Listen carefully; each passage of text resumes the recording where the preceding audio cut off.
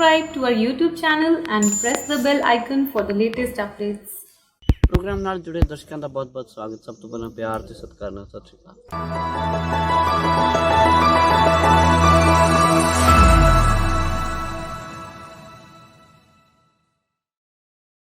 ਅੱਜ मैं पंजाब ਦੇ बिल्कुल गंगानगर ਵੱਲ ਜਾਂਦੇ ਅਖੀਰਲੇ ਪਿੰਡਾਂ ਚੋਂ ਪਿੰਡ ਹੈ ਢੀਂਗਾਂ ਵਾੜੀਆਂ ਹੈ।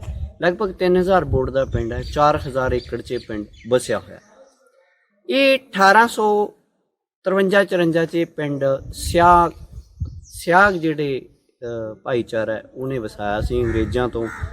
ਜਦੋਂ ਇਹ ਬੇਆਬਾਦ ਏਰੀਆ ਵਿਕਿਆ ਜਾਂ ਰੈਵਨਿਊ ਇਕੱਠਾ ਕਰਨ ਲਈ ਅੰਗਰੇਜ਼ਾਂ ਨੇ ਇਹਨੂੰ ਵੇਚਿਆ ਜਾਂ ਦਿੱਤਾ, ਉਦੋਂ ਇਹਨਾਂ ਨੇ ਲਿਆ। ਅਤੇ ਇਹ ਜਿਹੜੀ ਫੈਮਿਲੀ ਹੈ ਇਹਨਾਂ ਦੇ ਬਜ਼ੁਰਗਾਂ ਨੇ ਮੋੜੀ ਗੱਡੀ। ਅਤੇ ਅੱਜ ਮੈਂ ਸੁਰਿੰਦਰ ਸਿਆਗ ਜੀ ਨੂੰ ਮਿਲਾਂਗਾ ਜਿਹੜੇ ਆਰਗੈਨਿਕ ਫਾਰਮਿੰਗ ਦੀ ਜਿਨ੍ਹਾਂ ਨਾਲ ਗੱਲਬਾਤ ਕਰਾਂਗੇ। ਆਰਗੈਨਿਕ ਫਾਰਮਿੰਗ ਇਹਨਾਂ ਨੇ ਕੈਮੀਕਲ ਵਾਲਾ ਸ਼ੁਰੂ ਨਹੀਂ ਕੀਤਾ, ਕਿਉਂਕਿ ਜੋ ਪੁਰਖਿਆਂ ਨੇ ਖੇਤੀ ਦਿੱਤੀ, ਜਿਉਂ ਪਿੰਡ ਆਬਾਦ ਕੀਤਾ ਉਹਦੇ ਨਾਲ ਹੀ ਜੁੜੇ ਆਉਂਦੇ ਆ। ਅਤੇ ਨਾਲ 150 ਸਾਲ ਪੁਰਾਣਾ ਘਰ ਵੀ ਰੱਖਿਆ, 100 ਸਾਲ ਤੋਂ ਉੱਪਰ ਦੇ ਜਿਹੜੀਆਂ ਇਮਾਰਤਾਂ ਸਾਹਮਣੇ ਹੈ, ਕੁਛ ਅੰਦਰ ਹੈ ਜਿਹੜਾ ਜਿਵੇਂ ਜਿਵੇਂ ਵੀ ਬਜ਼ੁਰਗਾਂ ਨੇ ਉਸ ਤੋਂ ਬਾਅਦ ਇਹਨੂੰ ਆਬਾਦ ਕੀਤਾ, ਵਸਾਇਆ, ਇਹ ਘਰ ਨੂੰ ਪਾਇਆ, ਉਵੇਂ ਇਹਨਾਂ ਨੇ ਮੇਨਟੇਨ ਕਰਕੇ ਜਿਹੜਾ ਜੀ ਰੱਖਿਆ। ਅਤੇ ਪੁਰਾਣੇ ਸਟਾਈਲ ਨਾਲ ਇਹਨਾਂ ਦੀ ਜਿਹੜੀ ਹੈ ਜੀ ਉਹ ਰਹਿਣੀ ਪੈਣੀ ਹੈ। 100 ਏਕੜ ਦੀ ਜਿਹੜੀ ਹੈ ਜੀ ਉਹ ਫਸਲੀ ਵਿਭਿੰਨਤਾ ਹੈ, ਕੁਛ ਬਾਗਾਂ ਦਾ ਏਰੀਆ ਵੀ ਹੈ, ਅਤੇ ਨਾਲ ਪੁਰਾਤਨ ਜਿਹੜੀ ਖੇਤੀ ਦੇ ਸਟਾਈਲ ਹੈ।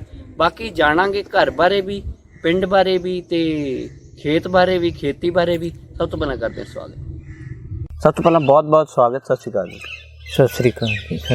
ਥੋੜ੍ਹਾ ਜਿਹਾ ਆਪਣੇ ਬਾਰੇ ਪਹਿਲਾਂ ਆਪਾਂ ਦਰਸ਼ਕਾਂ ਨੂੰ ਸਾਂਝ ਪਾ ਲਈਏ, ਥੋੜ੍ਹਾ ਜਿਹਾ ਆਪਣੇ ਬਾਰੇ ਦੱਸੋ। मैं सिर्फ एक किसान परिवार तो हाँ जी, और खेती बाड़ी ही अपना मुख्य पेशा है जो पीढ़ियां तो करते आ रहे हैं, और वो ही असी निभा रहे हैं। ਢੀਂਗਾਂ ਵਾਲੀ ਪਿੰਡ ਦੀ ਕੋਈ ਖਾਸ ਵਿਸ਼ੇਸ਼ਤਾ ਹੀ ਮੈਨੂੰ ਪਤਾ ਲੱਗਿਆ ਕਿ ਰੁੱਖਾਂ ਦੇ ਵਿੱਚ ਸਮੇਤ ਬਾਗ 70% ਜਿਹੜਾ ਏਰੀਆ ਉਹ ਬਾਗਾਂ ਨੇ ਲੈ ਲਿਆ। बिल्कुल ये सही है जी। भी साडा पिंड का जो कल्टीवेटेड लैंड है ਉਹਦਾ 70% ਏਰੀਆ ਬਾਗਾਂ ਦੇ ਹੇਠਾਂ ਆ ਗਿਆ। अब मुश्किल तो 30% है, और वो भी शायद कब तक बचेगा कह नहीं सकते। फिर साढ़े पिंड की कुछ और जो खास खूबियाँ है, जिस तरह अपने पूरे पंजाब स्टेट के अंदरों सब तो ज़्यादा जो नेटिव ब्रीड अपनी काऊ ब्रीड है ਉਹਦੀ ਪਾਪੂਲੇਸ਼ਨ ਸ਼ਾਹੀਵਾਲ ਜਿਹਨੂੰ ਕਹਿੰਦੇ ਨੇ, ਸਾਹੀਵਾਲ जो है वो भी साढ़े पिंड 'ਚ है जी। सब तो ज़्यादा हर्ड लोगों को साढ़े इत्थे है, करीब 7-8 हर्ड है जो 100 150 गाइयां दे है जी, और अपना नेटिव ब्रीड है। ਤੁਹਾਡੇ ਮੱਖੀਆਂ ਦਾ ਵੀ ਕਾਫੀ ਪ੍ਰਭਾਵ ਹੈ ਕੰਮ ਦਾ। मधुमक्खी पालन के भी साडा पिंड मेरा ख्याल तो पंजाब 'ਚ ही सब तो ਅੱਗੇ ਹੋਏਗਾ। ਇੱਥੇ ਸਾਡੇ ਕੋਲ ਮਤਲਬ ਤਕਰੀਬਨ 5000 ਤੋਂ ਉੱਪਰ ਡਿੱਬੇ ਹੈ मधुमक्खी पालन एक पिंड 'ਚ। और जो NHM ਦੇ ਤਹਿਤ लकड़ी के डिब्बे जो प्रोवाइड करवाए जा रहे हैं मधुमक्खी पालकों ਨੂੰ, वो भी मैन्युफैक्चरिंग साढ़े अपने इत्थे ही हो रही है। शहद कलैक्शन का सब तो वड्डा सेंटर जो है वो साढ़े पिंड है, और अब तो मधुमक्खियां की ब्रीडिंग का काम भी साढ़े इत्थे शुरू हो गया। और शहद का जो ट्रेडिंग का है वो तकरीबन 1.5 ਤੋਂ 2 ਕਰੋੜ ਦੀ ਪੂਰੇ ਸਾਲ ਦੀ ਟਰਨਓਵਰ ਹੈ ਉਹਦੀ, ਇੱਕ ਪਿੰਡ ਦੀ। ਇੱਕ ਪਿੰਡ ਦੀ। ਅੱਛਾ, ਹੁਣ ਤੁਹਾਡੇ ਤੱਕ ਆਉਣੇ ਆ, ਕਿਸ ਤਰ੍ਹਾਂ ਦੀ ਖੇਤੀ ਕਰਦੇ ਹੋ? ਜੋ ਬਜ਼ੁਰਗਾਂ ਤੋਂ ਦੇਖਦੇ ਆ ਰਹੇ ਹਾਂ ਉਹਨਾਂ ਤੋਂ ਜੋ ਸਿੱਖੀ ਹੈ, ਜੋ ਆਪਣੀ ट्रेडिशनल है, रिवायती खेती कह सकते हैं। और आजकल ये है कि कन्वेंशनल या केमिकल फार्मिंग ज़्यादा हो रही है, तो इस करके इनू ऑर्गेनिक फार्मिंग भी कह देंगे हैं। ਤੁਸੀਂ ਕੈਮੀਕਲ ਖੇਤੀ ਸ਼ੁਰੂ ਹੀ ਨਹੀਂ ਕੀਤੀ? नहीं, केमिकल खेती भी करते रहे, लेकिन वो बिल्कुल अलग एरिया है जिस जगह केमिकल फार्मिंग करते हैं। और जो साडा ऑर्गेनिकली एरिया है वो सर्टिफाइड भी है, और ਉਹਦੇ अंदर कदे भी मतलब जहर ਬਜ਼ੁਰਗਾਂ ਤੋਂ ਲੈ ਕੇ ਪਾਇਆ ਨਹੀਂ। ਪਾਇਆ ਨਹੀਂ। ਅੱਛਾ, ਤੁਹਾਡਾ ਜਿਹੜਾ ਘਰ ਹੈ, ਜੀ ਘਰੇ ਚੱਲਦੇ ਆ ਥੋੜਾ ਜਿਹਾ ਆਪਾਂ, ਜੀ। ਉਹ 150 ਸਾਲ ਪੁਰਾਣਾ ਹੈ, ਕੁਝ ਇਮਾਰਤਾਂ 100 ਸਾਲ ਤੋਂ ਉੱਪਰ ਦੀਆਂ। ਕੀ ਕਾਰਨ ਹੈ ਤੁਹਾਨੂੰ ਮਾਡਰਨ ਪੁਣਾ ਜਿਹੜਾ ਉਹ ਨਹੀਂ ਟੁੰਬ ਸਕਿਆ? देखो जी, सब तो बड़ी बात तो ये है भी वो एक तो बुजुर्गों की देन है, विरासत है जो सानू मिली है, और दूसरा है कि घर ਆਪਾਂ जो भी बनाने आ वो अपना सुखी रहन खातर, सुकून पाउन खातर और सिक्योरिटी खातर आप घर बनाई दा है और ਉਹਦੇ ਅੰਦਰ ਆਪਾਂ रहना ਚਾਹੁੰਦੇ ਹਾਂ। तो ये जो बुजुर्गों की देन है सानू, जो उन्होंने पुराने तौर तरीके नाल बनाए गए मकान है, वो अज भी सानू उन्ना ही खुशी, सुकून और सिक्योरिटी देंदे है। तो इस करके बुजुर्गों की देन नू एक हैरीटेज नू ਆਪਾਂ क्यों बदलिए, असी ये कदे मतलब सोचा ही नहीं और साडा ख्याल भी नहीं कि ਆਪਾਂ ਇਹਨੂੰ ਬਦਲੀਏ। ਤੁਸੀਂ ਹੁਣ ਖੇਤੀ 'ਚ ਥੋੜਾ ਜਿਹਾ ਆ ਜੀ, ਖੇਤੀ 'ਚ ਕੀ ਕੁਝ ਹੋ ਰਿਹਾ? ਸ਼ਹਿਦ ਦੀਆਂ ਮੱਖੀਆਂ ਵੀ ਰੱਖੀਆਂ ਹੋਈਆਂ ਹੈ ਤੁਹਾਡੇ ਕੋਲ, ਲਗਭਗ 5000 ਤੋਂ ਉੱਤੇ ਤਾਂ ਮਜ਼ਬੂਤ ਪੂਰੇ ਸਿਰ ਕੱਢ ਰੁੱਖ ਵੀ ਨੇ, ਤੇ ਖਾਸ ਕਰ ਕਿੰਨੂਆਂ ਤੇ ਤੁਸੀਂ ਕੰਮ ਕਰ ਰਹੇ ਹੋ। ਹੋਰ ਤੁਸੀਂ ਕੀ ਕਰਦੇ ਹੋ? जो अपना साडे इलाके खातर जो भी रिवायती फसलें है जो इत्थे हो सकती है, वो सब फसल असी ले रहे हैं। और दूसरा जो है मतलब जो ऑर्गेनिक फार्मिंग या जैविक जो खेती करते हैं, ਉਹਦੇ अंदर ज़रूरी ਹੁੰਦਾ है कि ਆਪਾਂ मिल के चलिए। तो दो फसलों जो एक दूसरे की मददगार है, एक दूसरे ਨੂੰ फ़ायदा करती है, वो भी लगा के करते हैं। तो साढ़े कोल इत्थे माल्टा कीनू बाग भी है, नरमा कपाह भी असी पैदा करते हैं, गन्ना भी साढ़े कोल है, चावल भी करते हैं, और बाकी जो भी हाड़ी सावनी की फसलां है, दालां है, तेल है, फाइबर क्रॉप्स भी है, वो सारी असी एक चीज़ बहुत खास है ਤੁਹਾਡੇ ਖੇਤੀ 'ਚ ਕਿ ਤੁਸੀਂ ਜਿਹੜੀ ਕਪਾਹ ਲਾਉਂਦੇ ਹੋ जी, तो ਉਹਦਾ ਕੱਪੜਾ ਵੀ ਆਪ ਬਣਵਾਉਂਦੇ ਹੋ। ਇਹਦਾ ਕੀ ਕਾਰਨ ਹੈ? ਥੋੜਾ ਜਿਹਾ ਦੱਸੋ ਮੈਨੂੰ ਇਹਦਾ। ये शुरुआत तो जो है जब अपने इत्थे बीटी कॉटन आ गई सी जी, तो साढ़े कोल अपनी नेटिव ब्रीड्स दी जो गाइयां हैं, उन्हां नूं वो बाज़ार वाला जो बनोला सी बीटी कॉटन वाला वो असी देना पसंद नहीं करते। तो इस करके अपना देसी कपाह प्रोडक्शन करते, ਉਹਦੇ ਤੋਂ बड़े में अलग करवा के वो अपने पशुओं खातर रखते, और जो लिंट बचदा सी वो अपने घरे गद्दे रजाई परवाना या उन्होंने को रख लेंदे सी, बाकी नहीं तो वो बाज़ार सेल करना पैंदा। फिर हल क्या भी जब आप इन्ना मुश्किल तो इनू ऑर्गेनिकली प्रोडक्शन करते हैं और फिर आ लिंट आपां नूं बाज़ार बेचना पै रहा, तो मतलब एक तरह उसका मिसयूज है।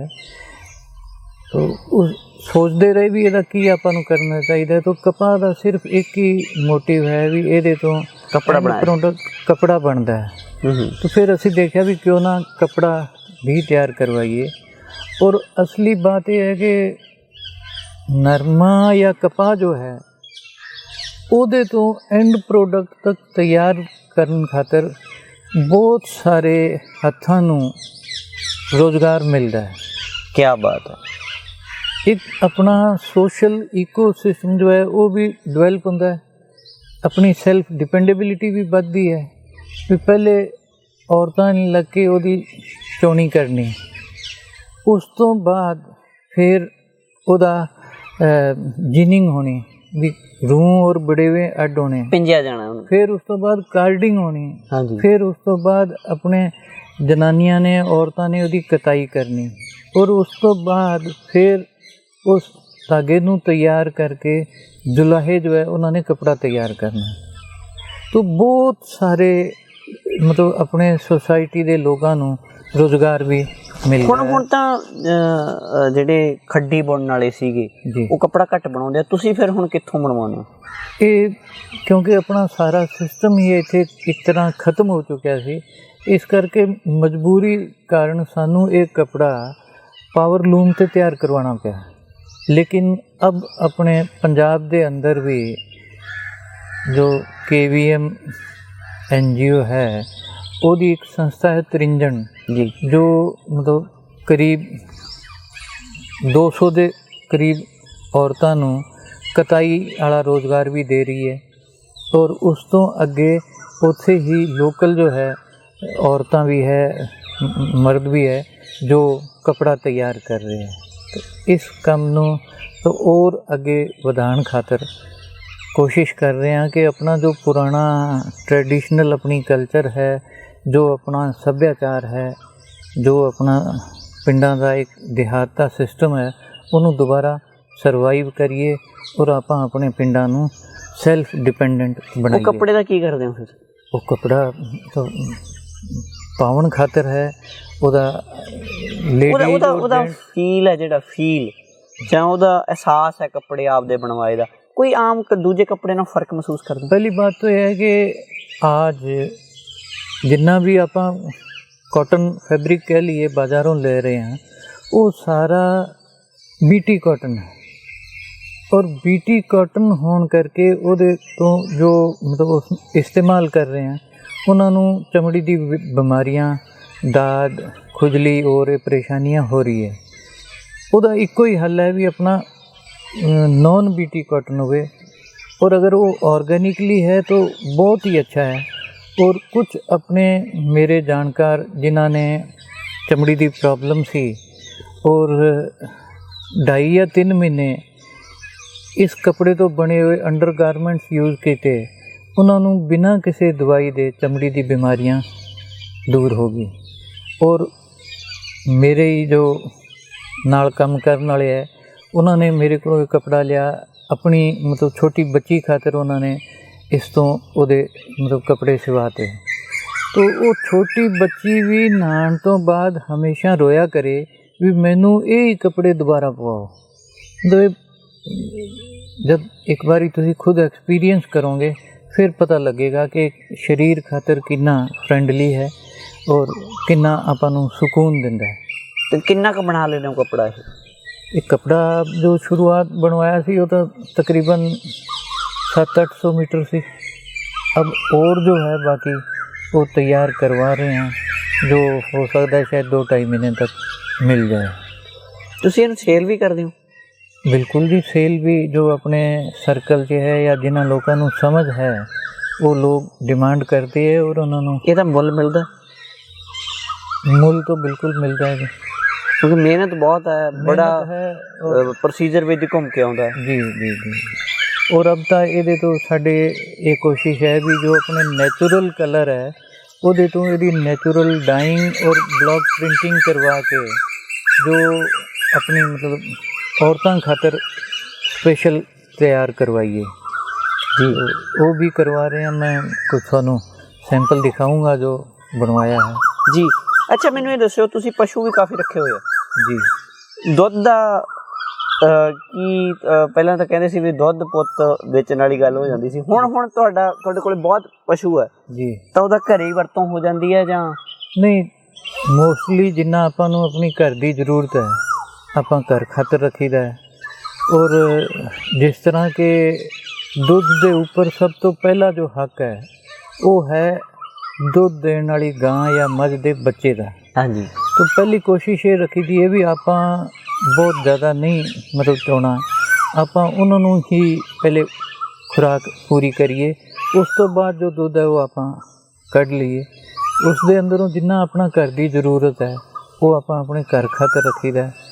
और फिर जो मतलब अच्छे दुध की या क्वालिटी वाले दुध की डिमांड करते हैं वो अपने जो सर्कल है उन्होंने को मतलब नेड़े शहर श्री गंगानगर है उथे छोटे भरा को भेज देईदा है और उन्होंने जो सर्कल के अंदरों लोग हैं वो आके दुध ले लेंगे। तो पशु रखना इस करके ज़रूरी है भी जमींदार या एक किसान खातर जब तक पशु नहीं है वो अधूरा है समझो जी। पशु होने भी ज़रूरी है। पशुओं के नाल नाल और कई जिस तरह वे मधुमक्खी पालन वाला है और कई सारे काम है या तरह तरह के रुख बचा के रखना है वो भी ज़रूरी है। तो ये सारा एक मतलब मिल के इकोसिस्टम डिवेल्प होता है जो कुदरत की तरफों पूरा अपने आप के पूरा है ਔਰ ਉਹ ਸਭ ਕੰਮ ਕੁਦਰਤ ਦੇ ਮੁਤਾਬਿਕ ਕਰਦਾ ਹੈ ਔਰ ਕੁਦਰਤ ਆਪਾਂ ਨੂੰ ਹੱਸ ਕੇ ਖੂਬ ਪ੍ਰਵਾਨ ਕਰਦੀ ਹੈ। ਕਦੇ ਜ਼ਿੰਦਗੀ 'ਚ ਇਹ ਨਹੀਂ ਲੱਗਿਆ ਕਿ ਤੁਹਾਡੇ ਕੋਲ ਜ਼ਮੀਨ ਜਾਇਦਾਦ ਹੈਗੀ ਹੈ, ਵਧੀਆ ਹੈਗੀ ਹੈ, ਲੋਕ ਵੱਡੇ ਸ਼ਹਿਰਾਂ ਨੂੰ ਸ਼ਿਫਟ ਹੋ ਰਹੇ ਆ, ਚੰਡੀਗੜ੍ਹ ਜਾ ਰਹੇ ਹੈ, ਕੋਈ ਲੁਧਿਆਣੇ ਜਾ ਰਿਹਾ, ਬੱਚਿਆਂ ਨੂੰ ਪੜ੍ਹਾਈ ਦਾ ਮਸਲੇ ਨੂੰ ਲੈ ਕੇ ਬਾਹਰ ਜਾ ਰਹੇ ਹੈ ਤੇ ਖੇਤੀ ਨੂੰ ਛੱਡ ਰਹੇ ਹੈ। ਖੇਤੀ ਕਰਨ ਦੀ ਜਦੋਂ ਗੱਲ ਆਉਂਦੀ ਹੈ ਤਾਂ ਨਵੀਂ ਪੀੜ੍ਹੀ ਪਿੱਛੇ ਹਟ ਜਾਂਦੀ ਹੈ, ਬਾਹਰਲੇ ਮੁਲਕਾਂ 'ਚ ਜਾਣ ਦੀ ਗੱਲ ਆਉਂਦੀ ਹੈ। ਤੁਹਾਡਾ ਨਹੀਂ ਕਦੇ ਮਨ ਬਣਿਆ ਵੀ ਖੇਤੀ ਤੋਂ ਪਿੱਛੇ ਹਟ ਜਾਈਏ? ਦੇਖੋ ਜੀ, ਇਹ ਸ਼ਾਇਦ ਕੁਝ ਬਜ਼ੁਰਗਾਂ ਦੇ ਸੰਸਕਾਰ ਹੀ ਹੈ ਕਿ ਹਮੇਸ਼ਾ ਇਹ ਸੋਚ ਕੇ ਖੁਸ਼ੀ ਹੋਈ ਵੀ ਸਾਨੂੰ ਪਰਮਾਤਮਾ ਨੇ ਇੱਕ ਦਿਹਾਤ ਦੇ ਅੰਦਰ ਪੈਦਾ ਕੀਤਾ ਔਰ ਸਾਨੂੰ ਮਤਲਬ ਇਸ ਤਰ੍ਹਾਂ ਦੇ ਬਜ਼ੁਰਗਾਂ ਦੇ ਸਰਪ੍ਰਸਤੀ 'ਚ ਰੱਖਿਆ। ਇਹ ਸਾਡੇ ਖਾਤਰ ਸਭ ਤੋਂ ਵੱਡੀ ਚੀਜ਼ ਹੈ। ਮਤਲਬ ਵੱਡੇ ਸ਼ਹਿਰਾਂ 'ਚ ਜਾਣਾ ਜਾਂ ਉੱਥੇ ਰਹਿਣਾ, ਮੈਂ ਤਾਂ ਉਹਨੂੰ ਇੱਕ ਤਰ੍ਹਾਂ ਨਰਕ ਭੋਗਣਾ ਜਾਂ ਕੁਦਰਤ ਦੀ ਸਜ਼ਾ ਮੰਨਦਾ ਵੀ ਜਿਹਨੂੰ ਕੁਦਰਤੋਂ ਸਜ਼ਾ ਮਿਲੀ ਹੈ ਉਹ ਵੱਡੇ ਸ਼ਹਿਰਾਂ 'ਚ ਜਾ ਕੇ ਰਹੇਗਾ। ਆਪਾਂ ਜੋ ਦਿਹਾਤ ਦੇ ਅੰਦਰ ਪੈਦਾ ਹੋਏ ਹਾਂ ਔਰ ਜੋ ਜਿਸ ਤਰ੍ਹਾਂ ਖੁੱਲ੍ਹੇ ਵਾਤਾਵਰਣ 'ਚ ਰਹਿ ਰਹੇ ਹਾਂ, ਇਹ ਆਪਣੇ ਖਾਤਰ ਸਵਰਗ ਤੋਂ ਵੀ ਵੱਡੀ ਨਿਮਤ ਹੈ। ਬੱਚਿਆਂ ਨੇ ਕਦੇ ਪ੍ਰੈਸ ਨਹੀਂ ਕੀਤਾ ਕਿ ਵੱਡੇ ਸ਼ਹਿਰਾਂ 'ਚ ਸ਼ਿਫਟ ਹੋਈਏ? ਨਹੀਂ, ਬੱਚੇ ठीक है अपना पढ़ाई खातर या कामकाज खातर वो रहे है बाहर, पर फिर भी जो परिवार दे मतलब एटीट्यूड्स है या परिवार दे जो संस्कार है वो बिल्कुल अजे तक उन्होंने रिस्पैक्ट करते हैं और वो भी ये नहीं चाहते भी आपां कोई बाहर जाके आपां नूं कुछ अलग या एक्स्ट्रा मिल जाएगा। उन्होंने नवी मशीनरी का बड़ा योग है जी, हर थां मशीन। मैं थोड़े घर च इत्थे खेत च देखिया कि बहुत सारी चीज़ां पुरातन ही ने। की खास कारण है? देखिए जी, तो मैं नहीं कहूँगा कि साढ़े बुजुर्ग जो है वो मतलब किसी दो भी पीछे सी या एडवांस नहीं सी।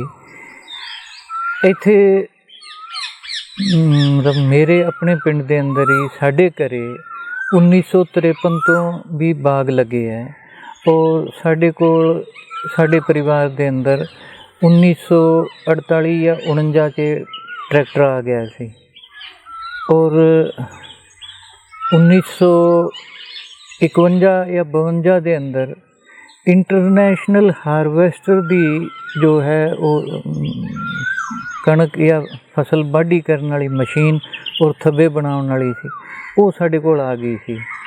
तो टेक्नोलॉजी बारे बिल्कुल वो बड़े सचेत सी और उन्होंने अच्छी नई टेक्नोलॉजी एक्स्ट्रा नहीं ले रहे, टेक्नोलॉजी जिन्नी लोड़ है उन्नी वरत रहे हो। बाकी आपां नूं जो जरूरत नहीं जिस चीज़ की वो एक्स्ट्रा टेक्नोलॉजी आपां मतलब वजन पा के करना की है। जो आपां नूं जरूरत है वही अपने खातर फ़ायदेमंद है। बाकी अब जो है मतलब इम्प्लीमेंट्स की अगर गल करते हैं तो जो मॉडर्न या अच्छे इम्प्लीमेंट है, लैम्किन कंपनी दे रिवर्सिबल मोल्ड बोर्ड प्लाऊ है, लैम्किन कंपनी दे जो कल्टीवेटर है और वो सब चीज़ां है इत्थे। किसानी दे विच जां साडे पंजाब दे कल्चर दे विच वर्क कल्चर च बड़ा कुछ खत्म हो रहा है। बिल्कुल, इनू वापस करने लई जां वापस लियाउण लई की करना पै सकदा? ये बहुत गहरा और बहुत गुंझलदार सवाल है और शायद इसका जवाब भी बहुत लंबा होवे, पर आखिर आपां नूं अपने जो आने वाली जनरेशन है उहदे अंदर एक तां हथी काम करन दा जज्बा पैदा करना जरूरी है और अपने काम नूं रिस्पैक्ट देनी भी ज़रूरी है। और जो आज आपां मतलब बड़े कारपोरेट्स या बड़ी कंपनियां दे पीछे लग के ओवर प्रोडक्शन जो कर रहे हैं या जो मोनोकल्चर कर रहे हैं, लो क्वालिटी प्रोडक्शन जो कर रहे हैं, वो आपां नूं बंद करना पैना है। आपां चाहे थोड़ा पैदा करिए मगर उसकी क्वालिटी अच्छी, गुणवत्ता अच्छी होनी ज़रूरी है। आज अपने कोई ਸਮੱਸਿਆ ਭੁੱਖ ਵਾਲੀ ਨਹੀਂ ਹੈ। आज अपने जो हिडन हंगर है वो ਆਪਾਂ ਨੂੰ परेशान कर रही है। ਆਪਾਂ हज़ारां ਲੱਖਾਂ टन प्रोडक्शन तो कर ली, पर ਉਹਦੇ ਅੰਦਰ ਉਹ ਚੀਜ਼ ਨਹੀਂ ਹੈ ਜੋ ਆਦਮੀ ਦੀ ਸਰੀਰ ਦੀ ਜ਼ਰੂਰਤ ਪੂਰੀ ਕਰ ਸਕੇ। ਇਸ ਕਰਕੇ ਆਪਾਂ ਨੂੰ ਚਾਹੇ ਪ੍ਰੋਡਕਸ਼ਨ ਥੋੜੀ ਕਰੀਏ, ਕੁਆਲਿਟੀ ਪ੍ਰੋਡਕਸ਼ਨ ਕਰੀਏ ਜੀ, ਖਾਣ ਤੋਂ ਬਾਅਦ ਆਪਣਾ ਸਿਹਤ, ਆਪਣੀ ਸੋਸਾਇਟੀ ਜੋ ਹੈ ਉਹ ਸਹੀ ਰਹੇ। ਔਰ ਇਸੇ ਤਰ੍ਹਾਂ ਆਪਣੇ ਬੱਚਿਆਂ ਨੂੰ ਜੋ ਹੈ ਆਪਾਂ ਇਹ ਜ਼ਿਆਦਾ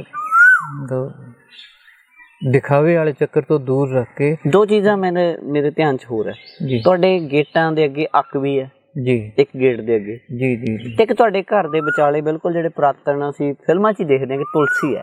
ਜੀ ਕਿਉਂ ਕਿ ਰੱਖੀ ਹੈ ਕਿ ਪੁਰਾਤਨ ਵਿਰਸਾ ਹੈ? ਨਹੀਂ, ਇਹ ਦੇਖੋ ਇਹਨਾਂ ਦਾ ਮਤਲਬ ਰੂੜੀ, ਅਗਰ ਕੋਈ ਕਹੋ ਰੂੜੀ ਨਾਲ ਇਹਦਾ ਕੋਈ ਸੰਪਰਕ ਨਹੀਂ ਹੈ। ਇਹਦੇ ਪਿੱਛੇ ਬਹੁਤ ਵੱਡੇ ਲੌਜਿਕ ਹੈ। ਜੋ ਚੀਜ਼ਾਂ ਆਪਾਂ ਨੂੰ ਅੱਛੀ ਜ਼ਿੰਦਗੀ ਬਤੀਤ ਕਰਨ ਦੇ ਸਹਾਇਕ ਹੈ, ਉਹਨਾਂ ਦੀ ਕੁਦਰਤੀ ਗੱਲ ਆਪਾਂ ਰਿਸਪੈਕਟ ਕਰਾਂਗੇ। ਉਹ ਰਿਸਪੈਕਟ ਕਰਨ ਦਾ ਤਰੀਕਾ ਆਪਣਾ ਕਿਸੇ ਤਰ੍ਹਾਂ ਵੀ ਹੋ ਸਕਦਾ ਹੈ, ਪਰ ਉਹ ਆਪਣੇ ਖਾਤਰ ਫਾਇਦੇਮੰਦ ਹੈ। ਤਾਂ ਸਾਡੇ ਘਰ ਦੇ ਅੰਦਰ आज भी एलोपैथिक बहुत घट इस्तेमाल होती है। मैं अपनी ज़िंदगी 'ਚ कदे मतलब सिर दर्द वाली गोली नहीं ली। अच्छा जी। और बुखार जे कदे कोई थोड़ा बहुत आ गया 2-4 साल बाद, कदे कोई एक दिन महसूस होया भी टेम्परेचर है, तो तुलसी पत्ता और अदरक पा के चाह बना के पी लेनी, ਉਹਦੇ ਨਾਲ ਹੀ मतलब शरीर ਨੂੰ आराम आ जाना। ਤੁਹਾਡੇ ਸੁਹੰਜਣਾ ਵੀ ਬਹੁਤ ਹੈ जी। ਮੇਰੇ ਹਿਸਾਬ ਨਾਲ ਸੈਂਕੜਿਆਂ 'ਚ ਦਰਖਤ ਹੋਣਗੇ। बिल्कुल है है। ਤੇ ਉਹਨੂੰ ਕੀ ਇਸਤੇਮਾਲ ਕਰਦੇ ਹੋ? एक ਤਾਂ ਸਭ ਤੋਂ ਵੱਡਾ ਪਹਿਲੀ ਗੱਲ ਤਾਂ ਹੈ ਵੀ ਜੋ ਸਾਡੀ ਜ਼ਮੀਨ ਦੀ ਉਪਜਾਊ ਸ਼ਕਤੀ ਨੂੰ ਵਧਾਉਣ ਖਾਤਰ ਵੀ ਇਹਦੀ ਜੋ ਪੱਤੀਆਂ ਗਿਰਦੀ ਰਹੀ, ਉਹ ਆਪਣੇ ਆਪ ਪਾਣੀ ਦੇ ਨਾਲ ਖੇਤ ਦੇ ਅੰਦਰ ਚਲਦੀ ਗਈ, ਤਾਂ ਉਹ ਖੇਤ ਨੂੰ ਮਤਲਬ ਤਾਕਤ ਪ੍ਰਦਾਨ ਕਰਦੀ ਹੈ। ਔਰ ਦੂਸਰਾ, ਇਹਦੇ ਫੁੱਲਾਂ ਤੋਂ ਜਦ ਫੁੱਲ ਆਉਂਦੇ ਹੈ ਉਸ ਟਾਈਮ ਸਬਜ਼ੀ ਵੀ ਬਣਾਈ ਦੀ ਹੈ। ਔਰ ਇਹਦੀ ਫਲੀਆਂ ਤੋਂ सब्जी और अचार वो भी इस्तेमाल करते हैं। और यदि पत्तियां जो है वो कुछ लोग डिमांड करते हैं तो उन्होंने देईदा है पाउडर तैयार करके। और आजकल तो इन्हू सुपर फूड मनीदा है जी, लेकिन अजे अपने लोगों को बहुत थोड़ी समझ है जी। बहुत चंगा लगा गलबात करके। टाइम है जिहड़ा इजाजत नहीं दे रहा, पर फिर भी तुहाडे सिरड़ नूं, तुहाडे काम करन दे तरीके नूं ते खेती दे विच बहुत रंगता नूं सलाम करदे हां असीं। ते बहुत शुक्रिया, तुहाडा धन्नवाद टाइम देण लई। सत श्री अकाल जी। सत श्री अकाल। सुरिंदर सिंह जी नाल गलबात करके बड़ा चंगा लग्या। घर पुराना, खेत तां मैनूं ऐ लग्या भी मैं कदे कदे डिस्कवरी ते ओह जंगली यात्रा नहीं करदे वेखदे हुंदे कि जंगलों के विच फिरदे है। खेत एक जंगल नुमा, हज़ारां दी गिणती च रुख, पंछी, अजीब अजीब रुख जिहड़े पंजाब च देखे भी नहीं, वो भी हैगे आ। ते इन्हां दा खेत वेखिया ही बनदा है। जे मैं एक्सप्लेन करन लगा तो आवाज़ ते पिक्चर राहीं तो नहीं हो सकता। इनू इत्थे आके अनुभव किया जा सकदा। बेशक ये टूरिस्ट प्लेस नहीं, खेत है, पर इन्हां दी किसानी च सादगी ते सादगी च पुरातन विरसे नूं संभालण दी तांग ने जिहड़ा जी इन्हां दे जीवन नूं, इन्हां दे घर नूं, इन्हां दे खेत नूं अजीब रंगां च रंगिया। सो आओ फिर मिलांगे उत्तम खेती दी, फिर करांगे गल। अज लई दिओ इजाजत। सत श्री अकाल।